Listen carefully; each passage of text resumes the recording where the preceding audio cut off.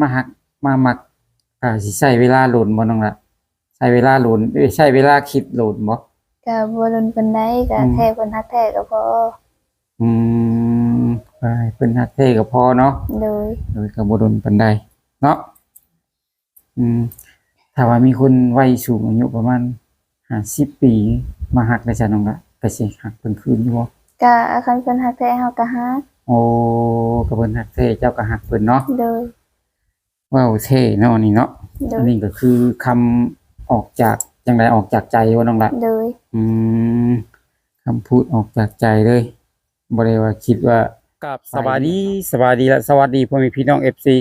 กันเบิดสุขคนหรือว่าสิเป็น FC ทางฝั่งไทยฝั่งลาวพ่อแม่พี่น้องต่างประเทศก็ยินดีต้อนรับเข้าสู่ช่อง YouTube บ่าวบุญจันทร์ Channel อีกแล้วพ่อแม่พี่น้องโดยกลับมาพบมาพอกันอีกคือเก่าคือเดิมเติมพลังทุกครั้งที่บ่าวบุญจันทร์มาถ่ายคลิปก่อนอื่นบ่าวบุญจันทร์ก็ขอกราบพ่อแม่พี่น้องฝากกดไลค์กดแชร์กดติดตามกด Subscribe ให้บ่าวบุญจันทร์นำเด้อทุกคนเลยขอให้บ่าวบุญจันทร์นี่มีกำลังแห่งใจทำคลิปต่อไปอีกพ่อแม่พี่น้องโดยเปิดคลิปออกมามื้อนี้พ่อแม่พี่น้องซึ่งมาหาสาวโสดพ่อแม่พี่น้องสาวโสดหน้าใหม่เนาะก็คือสาวน้อยพ่อแม่พี่น้องก็คือทางน้องเพิ่นนี้อยากเปิดใจพ่อแม่พี่น้องอยากมีคนฮักหรือว่าอยากมีครอบครัวพ่อแม่พี่น้องน้องคนนี้เนาะก็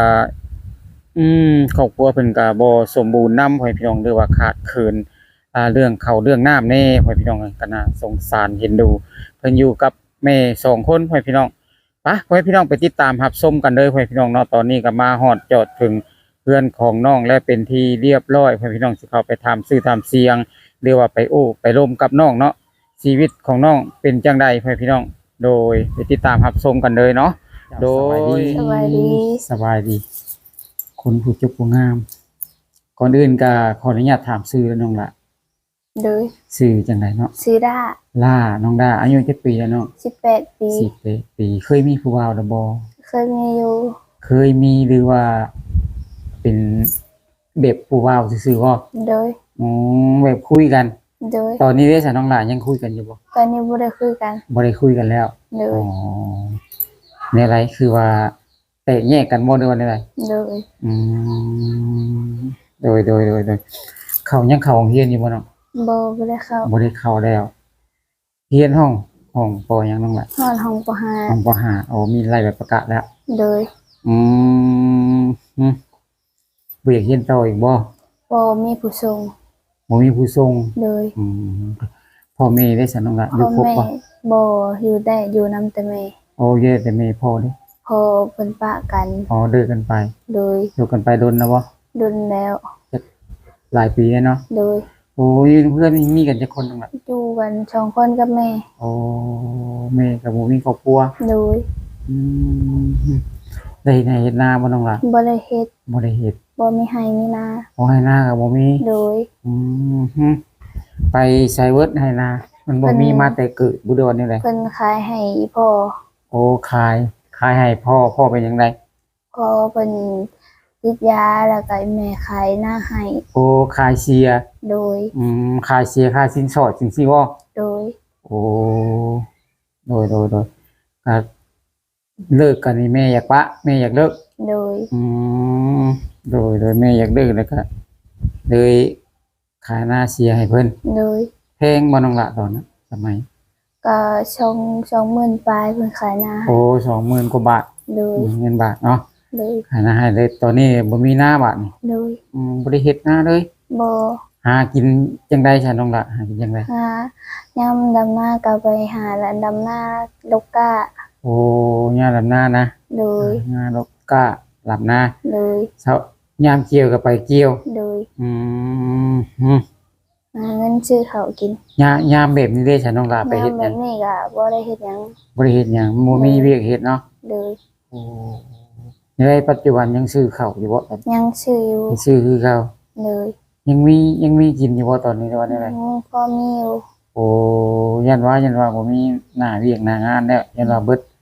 แล้วน้องล่ะครอบครัวนี่เวลามื้อบ่มีก็มีบ่ขาดแบบข้าวขาดอย่างนี้บ่มีโอ้แบบอดกินนะเลยโอ้ไปกินหยังแทนจ้ะน้องล่ะเวลาบ่มีข้าวมื้อน่ะก็ป้าเอามาให้ก็มีโอ้ บางเทื่อก็ป้าเอามาให้เนาะ โดย อืมโดยมีครอบครัวคืออยู่กันสองคนบ่มีให้มีหน้าเฮ็ดเนาะน้องเนาะ โดย อืมอยู่กับแม่ไว้พี่น้องเลยสาวน้อยวัย18 ปีเนาะน้องล่าเนาะน้องล่าเนาะ โดย เป็นยังไงหัวใจมีคนจองหรือบ่ตอนนี้ ยัง ยังบ่มีคิดอยากมีอยู่บ่ อยากมี อยากมีพ่ออีหลีบ่ โดย ถ้ามีคนมาอ่าฮักแท้หรือว่าเพิ่นสิมาอยากสู่ขอแล้วให้เพิ่นไปอยู่นำได้ซะน้องล่ะสิกะตัดสินใจไปไล่บ่ ก็พอไปได้ อ๋อก็พอไปได้ เลย อืมก็เลือกจำกัดอายุบ่น้องล่ะอายุเพิ่นสิประมาณเท่าไหร่เนาะผู้ว่า บอกก็ได้แล้วแต่เลย โอ้ขอให้เพิ่นฮักแท้ โดย อืมบ่จำกัดอายุเนาะ โดย อืมเป็นยังไงคือว่าเปิดใจพ่อแม่ฮู้แล้วบ่นี่น้องน่ะ รู้แล้ว ฮู้แล้วมาทายเปิดใจ เพราะว่าบ่มีผู้ว่าแล้วเฮาก็ต้องเปิดใจหาเนาะ โดย เพราะว่าน้ำบ้านเฮาบ่มีบ่คือว่าอยากเปิดใจ บ่มี บ่มีไปใช้เบิดเนาะ เขามีผู้สาวไว้แล้ว โอ้ยผู้สาวเบิดเด้อน้องเป็นยังไงเขาคือบ่มาจีบน้องนี่มีอยู่ผู้ว่าน้ำบ้านเฮานี่มีบ่น้องล่ะ ก็พอมี พอมีหากแต่ก็ว่า เขาออกมาจีบ โดย ก็เลยเปิดใจหาบัดนี่เนาะ โดย หนุ่มอยู่ไสก็ได้บ่น้องล่ะ เลือกได้ หนุ่มอยู่ไสก็ได้แบบอายุ เริ่มตั้งแต่อายุจักปีแล้วจะสิรับเพิ่นได้อะ อันนี้ก็บ่ฮู้เลย โอ้ไล่เบิด อืม อืมแล้วแต่เพิ่นสิเข้ามาในชีวิตเฮาเนาะ โดย ก็รับได้เบิดพ่อแม่พี่น้องเอ้ยก็ถ้าว่ามีคนมาฮักมามักก็สิใช้เวลาโลนบ่น้องล่ะใช้เวลาโลนใช้เวลาคิดโลนบ่ ก็บ่โดนปานใดก็แค่เพิ่นฮักแท้ก็พอ อืมไปเพิ่นฮักแท้ก็พอเนาะ โดย โดยก็บ่โดนปานใดเนาะถ้าว่ามีคนวัยสูงอายุประมาณ50 ปีมาฮักได้จ้ะน้องล่ะก็สิฮักเพิ่นคืนอยู่บ่ ก็คันเพิ่นฮักแท้เฮาก็ฮัก โอ้ก็เพิ่นฮักแท้เจ้าก็ฮักเพิ่นเนาะ โดย ว้าวเท่เนาะนี่เนาะ โด อั ย นนี้ก็คือคำออกจากจังไดออกจากใจว่าน้องล่ะ โดย คำพูดออกจากใจเลยบ่ได้ว่าคิดว่าปลายเบี่ยงเนาะยันว่าคิดเปิดคลิปออกไปแล้วยันเอาเว่าไปซื่อๆนะประมาณนี้นะบ่ได้คิดเนาะ โดย ถ้าเพิ่นอยากมาได้ซะน้องล่ะ เพิ่นอยากมาก็แล้วแต่ใจเพิ่น ถ้าสมมุติว่าคนติดต่อมานี่เพิ่นเห็นในคลิปแล้วเนาะเพิ่นเห็นเจ้าอยู่ในคลิปเพิ่นติดต่ออยากมาเที่ยวหรือว่ามาหาเจ้าก็สิให้เพิ่นมาอยู่บ่ ก็แล้วแต่ใจเพิ่น โอ้ก็เลยเข้าใจเพิ่นบ่ว่ากันเนาะ โดย สเปคของน้องนี่แบบไรฉันน้องละสเปคคน น้อ ที่ งได้เบิด ไล่เบิด เลย โอ้แบบไหนก็ได้เนาะ เลย ขอให้ใจเพิ่นฮักแท้ว่าซั่นซะ เลย ความหน้าตานี่บ่สำคัญ อายุนี่บ่สำคัญเนาะน้องเนาะ เลย อ๋อจังไดในเรือนนี่มีน้ำมีในใช้บ่น้องละ พอมีอยู่ก็ใส่น้ำละสาว โอ้น้ำแบบน้ำบาดาลนี่ใช้น้ำมันสาวบ่ โดย โอ้ไฟฟ้าได้ซั่นน้องละ ไฟฟ้าก็ต่อลงมาแต่เฮือนละสาว โอ้ยังบ่มีเป็นของในเรือนนี่ยังบ่มีเลย โดย เอามาแต่เรือนละสาวแล้วก็น้ำกระจอกมาจากเรือนละสาวเนาะ โดย โอ้ยังบ่มีเป็นของตัวเองให้พี่น้องเลยคือว่าน้ำเพื่อนนี่มีแต่ผู้หญิงแล้วน้องเนาะ โดย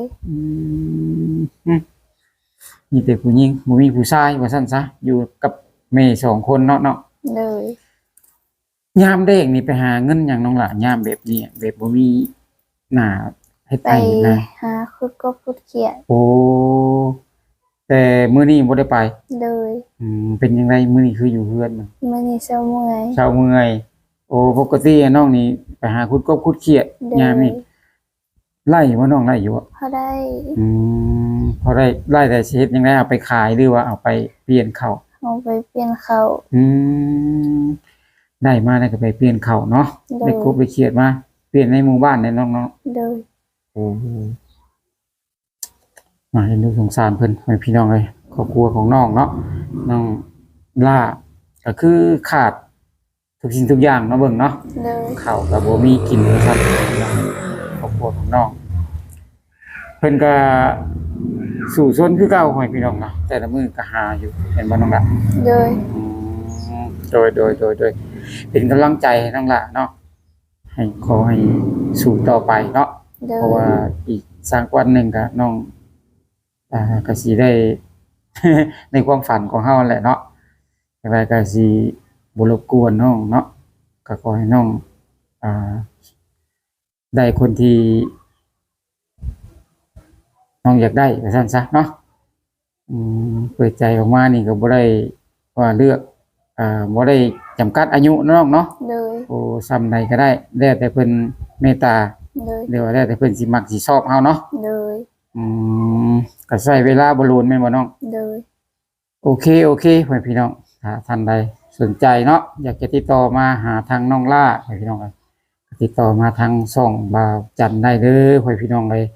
ก็ยินดีที่จะเป็นสะพานบุญหรือว่าสะพานหักก็ได้พ่อพี่น้องเลยทางน้องเพิ่นนี่ก็บ่ได้เฮ็ดให้หน้าบ่มีให้มีหน้าเนาะน้องเนาะ โดย โดยก็บ่มีหยังหลายน้องล่ะก็สิได้รบกวนไว้ส่ำนี้เนาะ โดย ก็คอยเจอกันในคลิปหน้าเนาะน้องล่ะเนาะ โดย เจ้าสบายดี สบายดี สบายดี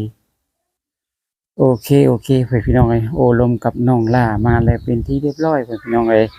กับน้องเพิ่นก็เปิดใจเป็นสาวโสด100%เพื่อนพี่น้องเอ้ยเป็นเด็กกำพร้าเพื่อนพี่น้องเอ้ยเพิ่นขาดเขินในครอบครัวเพิ่นพี่น้องเนาะโดยถ้าพ่อแม่พี่น้องท่านใดสนใจอยากจะโอ้จะลมกับน้องล่าเพื่อนพี่น้องเอ้ยก็ติดต่อมาทาง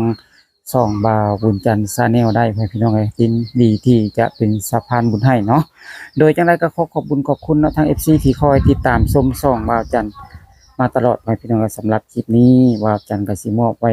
ให้ความสุขไว้สำนี้ก่อนพี่น้องค่อยเจอกันในคลิปหน้าเนาะพอผิดพลาดประการใดก็ขอโทษขออภัยหลายๆกล่าวคำว่าสบายดี